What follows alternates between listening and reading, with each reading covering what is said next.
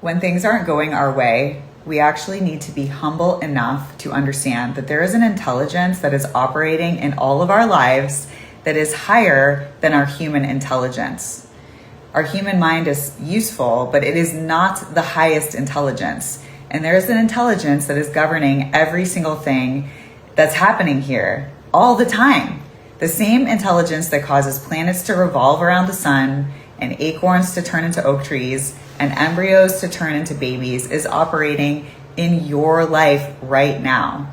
And sometimes the thing that we think that we want is actually not going to be supportive for us. Sometimes it's literally like we're babies running with scissors and we don't know what's good for us. We think we want this certain thing to happen. We think we want the guy. We think we want this opportunity, but actually it's not for our highest good. So being willing to be humble is a really helpful tool. And the other thing is we don't know what leads to what leads to what. The most painful thing that you're going through right now could lead to the biggest blessing. And we just don't know. So that's another part of being humble and coming back and taking things moment to moment, one day at a time. Ask, what is the next right action for me that is the highest good for me and for all? And then listen. And then follow what comes through when it does. Sometimes the most important thing we can do is literally pause. And something that's been coming up for me with my clients lately, which is so interesting, is that a lot of times our minds will want to know what's happening.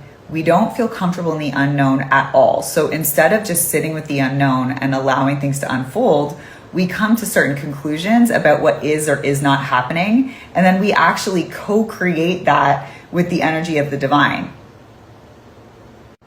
But the stories that we're making up in our minds when we're stressed or not regulated or anxious are actually not coming from our intuition. They're coming from fear. So you can relax. You can relax knowing that there is a force that is operating in your life that is supporting you for your highest expression and your highest alignment all the time. And sometimes the best thing we can do is literally get out of our own way.